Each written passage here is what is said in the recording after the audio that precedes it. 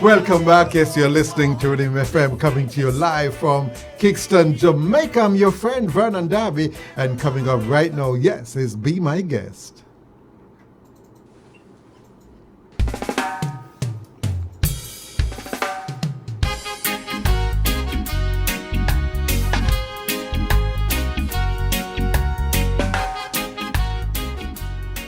And this morning, I have to describe her. She's beautiful, calm looking. Oh, her skin is so beautiful. And she has on a lovely outfit. I wish I could describe it, but I'm not. You'll be seeing her on video after a while. But let me tell you something. This is history. This lady has made history. She is the first female to be head of the Jamaica Civil Service Association. And I want to congratulate her for that achievement, and for all the other ladies who enter the race. I don't know why, but you have more women in the civil service, and I don't know why. Yes, congratulations, ma'am, really. Thank you so much. And I wonder why her parents gave her the name Techa. I hope I pronounced it correctly. Yes, it's Techa. But I don't want to get into the Techa whole Clarke. spelling of that name. No, the spelling is very important. Let me tell you something. You're free if you spell your name and make you unique. It's uniquely mine. Exactly. Yes. Teacher. Techa, Techa, everything. No. I accept all, but the I best stay with pronunciation is Techa. But you know me, you can't do teacher. With Techa. It's Because Techa. you have taught this national lesson. So you're a teacher. Absolutely. I think they know why you're going to teacher, So yes, so it's Techa. Right? Yes, See, Techa. I got it right. Techa Clarke Griffiths. Yes. The new president of the Civil Service Association, Yes. right, of Jamaica. But we want to learn a little bit more about you. Where Well, I hope you come from Chilani, because if you I come from Chilani. I actually my This is parents funny. is from Warsaw. I don't believe Chilani. My mother recently passed in Oh, 8 sorry to months hear ago, that. but my father and my grandfather and my family still resides in Trelawney. Yes. Why I tell you, Chilani are the best. Oh, no rampant We're Chilani. record breakers. Exactly. We share with Usain Bolt, you know that too. And I'm He's proud to from tell you that Trelawney. my sister taught him at Nim Memorial. Okay, great. Right, my great. sisters, actually. So I'm actually from Trelawney. I know, so what's up? Well, I was, my mother is from Jacksontown, Oh, but okay. basically I live in Lime Tree, Low River. You know that area? I'll know Low River, of course. man, it's a- Absolutely. I have to pass Low River coming from Christiana and to go down to Warsaw, yes. Yeah, but I used to play the organ at Low River Church and Baptist Church. Okay. Right, no, this is, so it's I wonder if you went to Westwood. No, I didn't. I actually grew up in Kingston. Oh, you grew up in Kingston. Yeah, my mother had 6 of us. One That's is a small amount, deceased. man. 6. One is deceased. Oh. I grew up in Kingston with Yes. my aunt, who is deceased as well. Oh. God rest her Yes, soul. yes. And another aunt who took over where she left off, who is currently overseas. So I actually went to Arden and Okay. of course, and University of the West Indies, and subsequently just completed my master's 2 weeks before my mother passed from the University of East London. So I'm actually, Congratulations, thank you. But thank then, you. what the biggest thing about parents do is selling Peter Contown Gruff. And your mother lived long enough to see your blossom. She it's did. a pity to have been great for her to see her daughter become I the know first. she's smiling from heaven Yes. because she knew of my journey, and she was encouraging me through all the processes, and she knew that I was going after what I really believed I deserved, and she was encouraging me up to the very last. Yeah. No, what I find interesting, to me as a person, you'll find that touched me more than anything else too, is how your family assisted in growing you. And that is what is lacking. First, you don't have any parents. And 2, nowadays, you don't have any relatives to look after you. So that's the kind of tradition that I'm familiar with. Well, in I'm from a Trelawney. strong family background. My parents, grandparents, Yes. aunts, uncles, and me having my own family. My husband is really, really a great support. I have. What's his name? His name is Andre Griffiths. Andre Griffiths, how you know? So all the girls who like him up, this is his wife, so don't ramp it up. They know me. Hold on. The girlfriends know you? They know me. This is very interesting. But he's very good. He's a Yes. very good support. I mean, I could not have done what I did without him. We've been married for Saturday 17 years. You're really old-fashioned. Celebrated our 17th 17 years? anniversary. No, it's just 1 year, you know. We have 2 children. Richard. Richard is an attorney at law. Hello, don't tell lie no. You can't have boy with attorney at law. You look like you're about 18. No, he's an attorney. And Tiandre, who's Yes. 17, he's doing CSEC. As a matter of fact, he's actually doing physics right now as we speak. What a thing. Yes, God has blessed me with a very supportive family and siblings and aunts and uncles, and of course my JCSA family. You know, I could not have done it without stalwarts like Wayne Jones, IPP. I think that's my schoolmate too, Wayne Jones. Yes. KC, right? You went to UTech. Okay, and of course, just the entire local government, Ministry of Local Government and Rural Development, which I have been employed for 27 years. So straight What out a of thing. high school into ministry, and that is where I garnered all my work experiences. I've never left. This is the first time really I'm really leaving the ministry. Oh, because do your presidency Secondment, yes, right. for 2 years. How long you last as a president? 2 years. 2 years. Yes, so the tenure is for 2 years. Yeah, I prefer that. There are some associations where only last for 1 year. That doesn't give you time to come up with ideas and to implement them. 1 year is definitely too short. Well, but then you become what? Past president after Well, that? yes. So you do 2 years, and then you decide to run again. You every year the Constitution really. In the Constitution, you have 2 positions that goes up for 2 positions for president and second vice president, and in the subsequent year we have first vice president, third vice president, and honorary treasurer. So every one of us have a 2-year tenure. Okay, but like your previous president, he will be the past. Immediate past president. So he will not he sit did on 12 the- years. Wow! He did You don't have 12 no term years. limit. No, we don't. We don't have a term limit. Okay. He did 12 years. I think Brother Wayne Jones would have done 10 years. Eddie Bailey was before that. I think he did 11 but I years. know this is Eddie Bailey, yes. Yes. It's usually a long run. We never had, I don't recall having a short one-term president. But you want me to tell you the reason for that? Leaders don't come dime a dozen, you know. And I believe that right now, that is what the country is lacking. You don't have to comment on everything I say. I know you're a civil servant. So that's what, at all levels, whether it's in the church, school.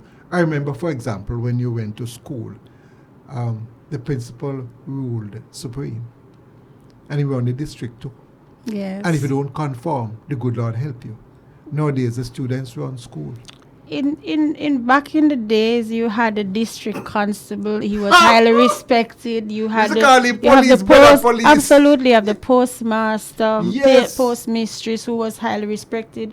You have the nurse who would come around and do home deliveries. Yes. Was highly respected. No man at nurse, no. Yes. You just born there this, you get nurse.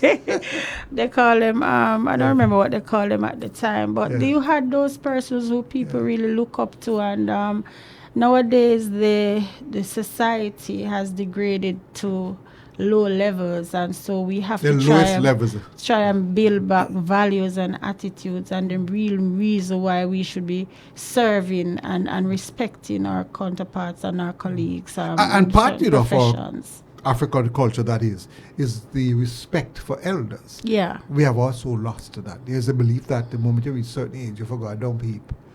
Yeah. It is amazing. It's sad that we would have we'll have fallen to this level, but I have hope in the country. And I think that we just need to engage the youth. But carefully, no. Hope alone can't do it, We have to do it. We have to have the will to do it because we live in hope. Yes, but we have to re-engage the younger ones, and so we start at the basic school level. And one of the reasons why I think it is important to engage young people is because those that have all far advanced are already broke. The limb would have already been bent. And so even... Actually, I learned that lesson. You can't break the tree, bend the tree. Yes. So for me, even the trade unionism in itself, young people tend to shy away from trade unionism, and we have to re-engage persons in the schools. Yes. So to let them know the importance of trade unionism. I'm going to go for the break. One of the reasons for that is that, as I keep telling persons, nothing wrong with putting work into Labor Day. Yes. But Labor Day, we must put back the workers at the center of Labor Day. Absolutely. And Labor Day cannot be something organized by government. They must give their support, but Labor Day should be something organized by the union movement. We spend that day educating people. Who didn't know say black people could walk in the back? Who didn't know say artists have to walk at the back of the hotel? Absolutely. They couldn't get promoted. And if you're black, you can't go up on television. Absolutely. Right? We must celebrate and recognize that. So that is where we need to go back to. But I'm going to go for the break right now. Yes, so you continue to stay with us as we have this wonderful lady who has made history in Jamaica. I'm going to have a good look at chat with her. And I'm willing to use this program. I love the workers. I really need to support the workers. So I'll be giving her support. And so long as she's a woman of integrity and class, she will be getting my total support. All right, so we're talking with Techa Clarke Griffiths, the new president of the Jamaica Civil Service Association. This is now 11:17. One landscape Vernon Darby. Welcome back. You're listening to Rhythm FM, coming to you live from Kingston, Jamaica. I'm your friend, Vernon Darby, and today is a history because the lady who is with me, she has made history. The first woman to lead the Jamaica Civil Service Association. I call her teacher, but no, she is a teacher, but she's a Techa Clarke Griffiths. Once again, it's just great to have you, and the greatest thing is to know that you are my parishioner. That's great. I also want to say hello to your listeners as well, and I also, every opportunity I get, I get to big up my 30,000 members. That's a lot. It's a lot. That's a lot. Since as you mentioned that, I'm going to look at that for a sec. And what's it, 30,000? Yes. I'm going to tell you, you just went through some restructuring. Compensation review. Implementation of the compensation review, yes. Now, when it started, I said, it cannot happen in such a short time. Can't work. Because, and if you write a computer program, you would have to have somebody who would be working night and day to cover all the nuances. Some persons are acting, some persons are in secondment, different categories I'm sure you have, before you had about how many categories of workers? So we had 325 classifications and 185 allowances. You are not telling the truth. Yes, compressed into 16 bands. Go again. Clearly. Go again. 325 salary classification scales and 185 allowances. Compressed into 16 bands. I am telling you. There are going to be problems. Exactly. And I said it on air from last year, must be November. No computer program. It is worth the time for you to sit down to write a program. I am just put it out there. No, come near me up now. That I believe that a computer program was written to do all of that. You can't. If you have 30,000 persons, it should have been better. Well, just remember, 30,000 is just, those are just JCSA members. It's 110,000 public servants. But let's talk about yours now. So, when you look at 110,000 people fitting into a 16-band structure, exactly. Anomalies, overlaps, issues relating to persons getting supervisor, getting less than their supervisees, a whole myriad of issues. You made a point a while ago, which I think that many persons are not aware of. I am aware of that. That some of the supervisors and the managers are getting less pay than those who they supervise. And you also have persons who the intention of the compensation review was to ensure that everyone is better off All than right. they Let were. me stop you right there. So, Hold on. This is just common sense. Right? yeah, Now, assuming, I think they did use a program to do the work. their algorithm. An algorithm. You say, yes, I can use big word, Pamela. That is the algorithm. algorithmic way that they would have You described. can't put that at empathy. We call it malgorithm. Now, the first thing you should have is a parameter stating that the salary cannot go above a certain amount or below a certain amount. Let me tell you, if I was writing that program, what I would do. The average salary for the past, for example, say 12 months, average monthly salary, your new salary could not be less than your average monthly salary. Well, that is what is in the MOU that we would have signed. No, but the whoever says that no one should get less than 20% of their net pay. So that's guarantee that no one that falls into the compensation review should take home 20% But of here their the net joke. pay. There's a technical person who we don't know, who's there hiding. And the minister, before the minister open and tell us what is wrong. Who, I will tell you, and we supposed I can tell you, the algorithm was wrong. What should have happened? I'm not saying it boldly now because I said it before. What should have happened? And by the way, all who listening to me, I mean my country well, it's not going to tell me rubbish, but me not like the finance minister. Right? We know him had a long time to work at Minister of Education, right? But that's some mistake, we just call a spade a spade. They would have been better off if you had gotten, you have enough persons who are accountants or persons who have done accounts or good at maths, retired persons. Better you have got, 30,000?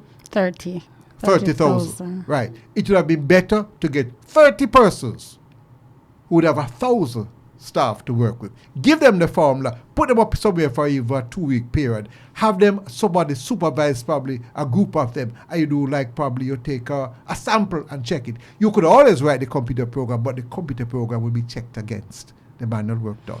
And you simply use a spreadsheet. When you do that now, you put all that information into the system. You send out a pay advice with the new salary to all the members. And that can be done with mail merge. When that is done now, that would give you time for persons to review. I'm putting it to you that the error is far more. It is because some persons end up getting more pay, while the outcry has not been louder. You don't have to respond, but I'm just telling you that is my opinion. Yeah. And the minister, it will never ever be corrected because what we're trying to do in Jamaica, we're trying to make it seem as if it went well. Well, let me put it into perspective. There are members who have benefited from the compensation review, but there are some who have not. And this is the first time that we would have implemented any form of compensation and eliminate contract employees. In every other negotiations that we entered into, once there's a movement in salary, contract workers usually benefit from that. Mark, I hear the move away because this contract worker business is a wicked system. We need to stop it. It is discriminatory. It is. And by the way, you work full time, why you upon a contract, it upon to you know. Yes. But you know, what I'm saying is that we need to go back to equity and fairness and equal pay for equal work, equal value. And what we find is that the only set of persons on contract who would have benefited are those who were employed against established positions. So what is happening now is that you have two persons working in the same space. One is employed against an established position and would have benefited from the compensation review, and the other, with no fault of their own, because there's no such position to employ them permanently, would not have benefited from it. So we're saying that it is discriminatory, because what it does is that you have two persons who are doing the same job who are being remunerated differently. So we are asking for those things to be amended. I mean, I must say that the Ministry of Finance has re-engaged the unions, and we are looking forward to see how best we can sort out some of those anomalies. And of course, the JCSA would have been one of the loudest voices in championing the cause for contract workers. President IPP Grant would have been very integral, and in every platform that he gets, IPP stands for immediate past presidents. So like a computer Grant. too. Yes, and he would have been a strong advocate. Yes. And of course would have been recognized even by the Prime Minister and the Minister of But let Finance. me tell you what is to be learned from all of this. It is called humble yourself. And even those of us who are in the media, like myself, I don't regard myself as an expert at anything, but I've been around. And I suggest to the leaders, so long as I'm in this program, when I talk, listen to me. I've been all over. I see all the rubbish are gone. Arrogance is holding us back. And man, me tell you, it's like when you turn president, you just keep on the same sweet smile, the same nice children woman, humble thyself. Humble yourself, don't mean you make people walk all over you, know. Yes. No! But it's like I called a minister and I said to the minister, sir, it is not June 1st, it is June 1. And it's the first time that a minister says to me, thank you, Mr. Darby, you're correct. Normally, they're big. And that is what is killing Jamaica. Because I will tell you, if you run an organization like you're doing now, your power don't come from yourself alone, you know. It comes from the people around you. But me tell you, you have to watch out. You have some people who undermine, you know. You have to look out for them, you know. I agree. Take like how me look for you this morning, you look good. You look too good, I don't like you. Oh, yes, but oh, she looks so. So you will have that in the organization. Yes. And I call them evil people. You have to stay far from them. You have to get out there. Don't try to get them in. Because if you get them, they're only going to destroy you. Attract persons who are positive, who want to lift you up like they have wings so that you can soar. Don't keep the evil people around you. Can make me tell you something. Obi and I walk again, you know. Yeah. So, you know, people Obi nowadays, them out and then tear down. So it's advice I give because I know that when you take on, I know easy task. It isn't. And they are the political ones who will come at you and target you. And they will say, you're PMP or you're GLP. When they start, Clarke 1 year. Just keep on up just to hear what go on. Don't have time. That's what you have to do. Thanks for the recommendation. Now, where do we go from here? So that salary thing I will tell you. Mr. Finance Minister, I'm afraid I like you. Don't worry. Prime Minister, but I tell you, no blunder with that. And I will tell you, so I hope you have learned. In all your studies you have done, that you have learned that you really made a major blunder. Not you personally, but come again, sir. Humble yourself. Humble yourself. Yeah. All right.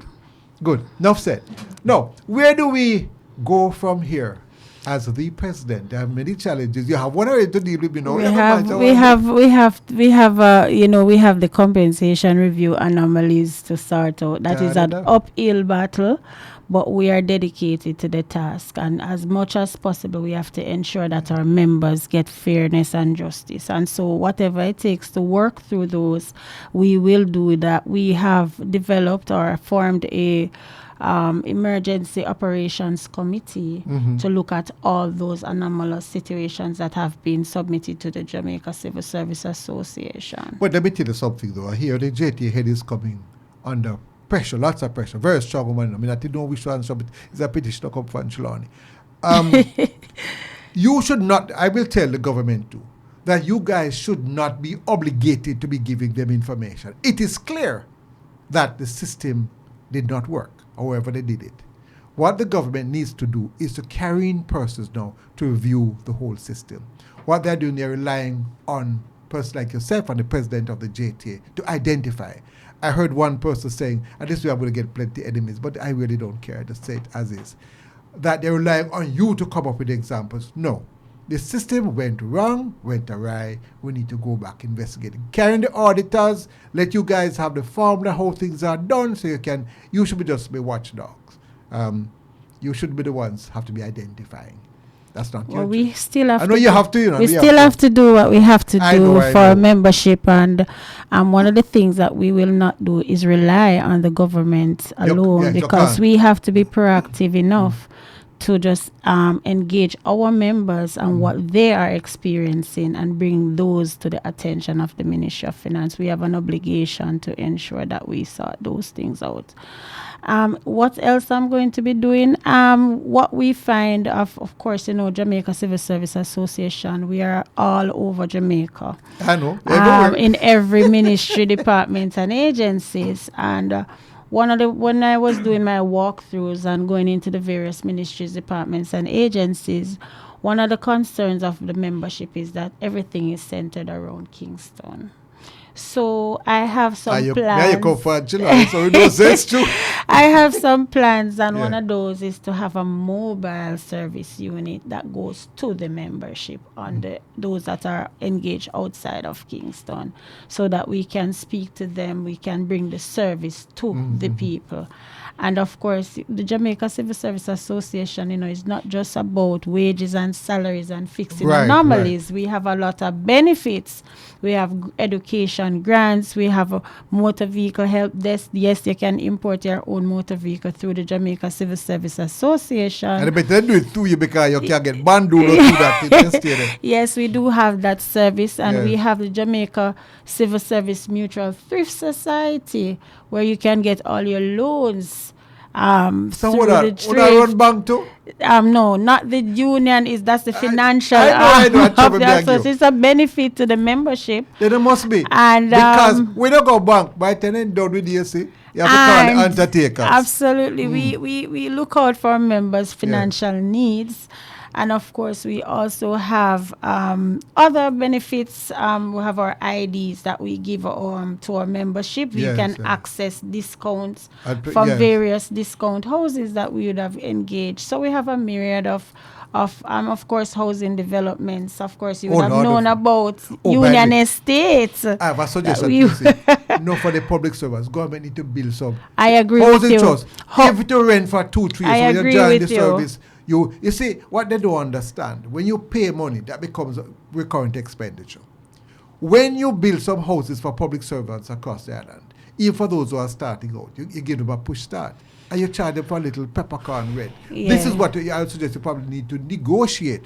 And rather than the salaries, that's something like housing. Housing is a very, very great need. I mean, when we get one house from a development on NHT, we're getting 200 applications for that one house. I mean, it's difficult to allocate that one particular unit. So what we have to do is we have a 20-acre per parish agreement that has not been as active as we would want it to be. So we want to re-engage. Land, right? No, we hope not. We don't encourage illegal activities. So we want to re-engage the government. As a matter of fact, we do have a housing company ourselves. So probably what we need to do, what we are planning to do going forward, is also to re-engage the government and to see how we can work to get more houses to our members, especially our young people. They have been, the voice in the wilderness crying out for houses. And I mean, at the younger age, your mortgage is much cheaper. But we also need to educate our members and to ensure that they know what are the processes in getting a housing, because what I find is that the biggest challenge for them is the deposits. When it is not at NHT development, just to find that deposit, it's always a difficulty. So we have to engage them, let them know what the requirements are from early, and so they can start preparing for home ownership even at the entrance of the service. But, Madam President, let me ask. I'm of the opinion, probably you can help me, that we set up these things like a very high deposit because we want to make it difficult for people. Why we can't reduce deposit? Mark, I know that you have certain legal fees and so on.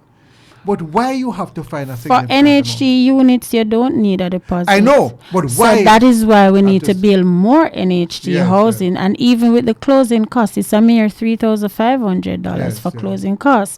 So the solution really is to have NHT develop more housing solutions for our members. I will tell you what the solution is. The solution is for the private sector stop being an elitist organization, because there's no need for you to have that big deposit. Right? It can be stretched out over the years. A house now a runway. So you're not going to lose the money. And just bear in mind too that the NHT can give up to 100% once it is a housing NHT development. So essentially the NHT just need to be building more houses so that but the reason affordable the why that is happening houses is because the private sector has failed.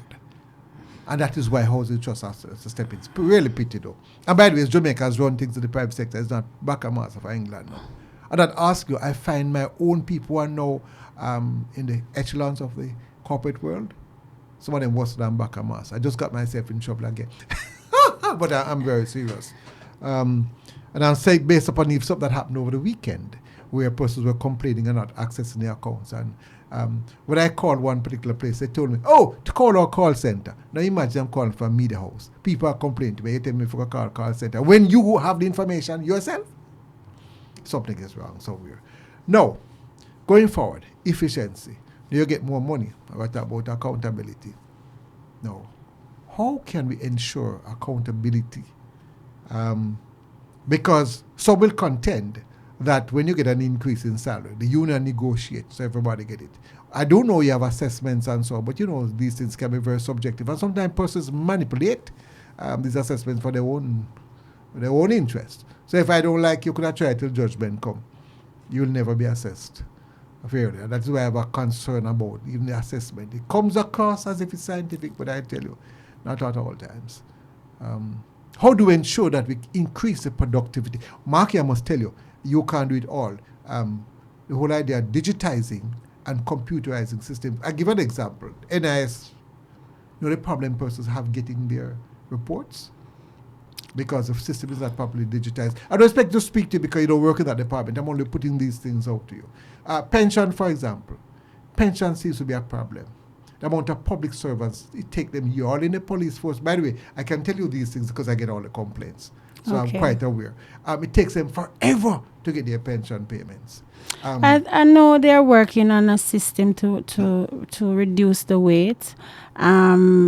Everything is not going to fix overnight, but I know that Madam President, no sorry for them of 1962 independence. Yeah, but we are far advanced in the process, and I believe that we are moving towards a solution. I hope so. And for a lot of the services that public sector offers, it's much more easier now than it was before. Even in the tax office, you can things that you used to have to go. Don't mention the tax office. No, I'm saying that things that you used to have to go to do, you can now do it online. So there are some progress. I do take your point that we need to move a little more faster with alacrity to ensure that we start. Had we started before, we'd be way ahead. Let me give a little shocker.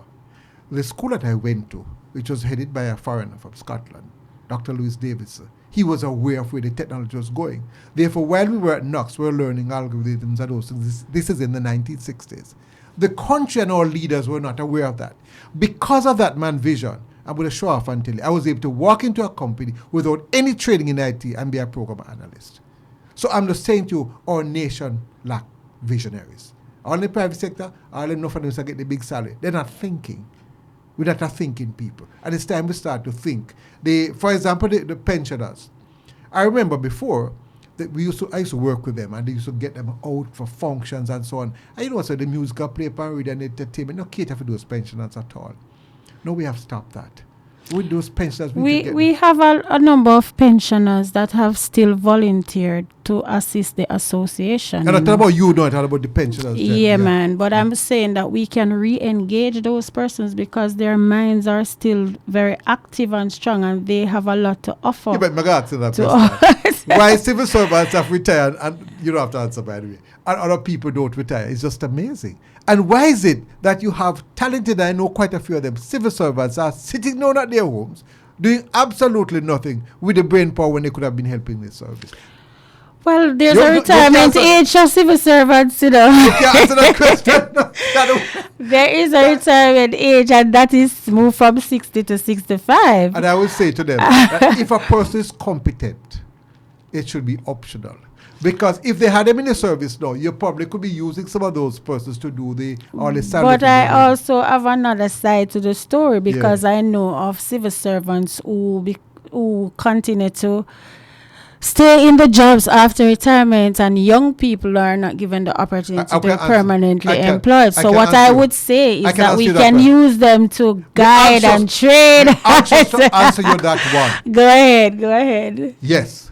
the economy is not about, is about giving equal opportunity Yes. to everybody. Exactly. Whether you're young or you're old. Yes. This idea that you must move out to give place for your person, it is a No, wrong I'm just concept. saying that not that you have to move the person out, but remember too that the young person needs to be appointed and be able to access certain services through the system. Yeah, but I'm And saying- so I'm saying that we could use them as coaches and guides and mentors and Yeah, man. training and so on. So utilize the services in other ways rather than taking over positions that, I mean, I know qualified persons are able to perform in. So I am supporting the view that we both need each other. Yes, ma'am. And I know that persons, of course, systems have changed over time. And so you have those young persons with young, brilliant minds, and then looking at the old traditional values and putting both together gives a And good by public the way, sector. let me just correct you that. There's a feeling that when you get old, you're not brilliant again. No, man, I agree. Well, No, well, make sure- those persons are very experienced and are able to properly guide, Yes. guide, and mentorship is important as well.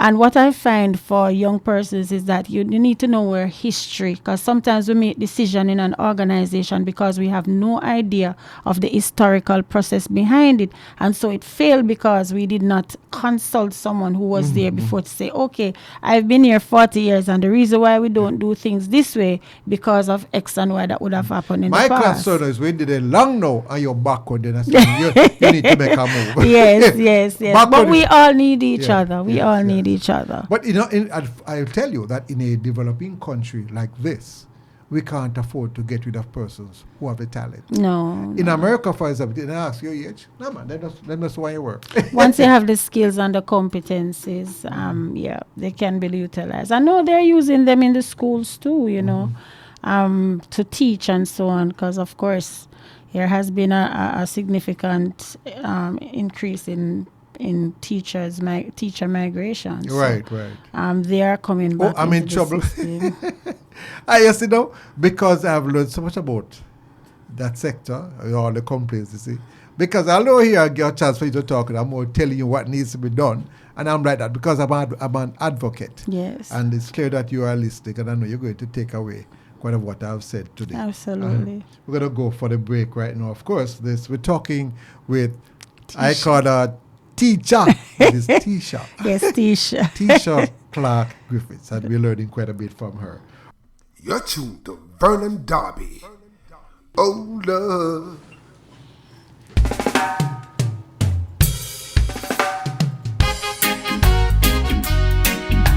Welcome back. Are you listening to Rhythm FM? Coming to you live from Kingston, Jamaica. I'm your friend Vernon Darby. And let me thank you very much for staying with me. What an historic occasion. This woman, I just found out, my parish leader, from the parish of Trelawney, Techa Clarke Phillips. Is here with me. Griffiths. So what I gonna know? Don't. Yours one more skill me. Griffiths. Not Phillips. Yours one more skill me. Yes. Now, we have 2 minutes left. You're now the Prime Minister of Jamaica. You will now speak to the nation, ma'am, for the next 2 minutes. Well, the Jamaica Civil Service Association represents 30,000 members. And as your president, I am your biggest advocate. I will continue to advocate for the benefits that you deserve. I will also ensure that whatever is brought to the attention of the association is properly represented by your president. I know that the concerns in relation to the compensation review are many. I know that persons have indicated the reasons why they would want to leave the union. Of course, for misunderstanding that we would have signed a wage agreement. We signed an MOU indicating that the implementation of the compensation review should commence, and that further discussion should take place on the issues that outstanding matters and allowances.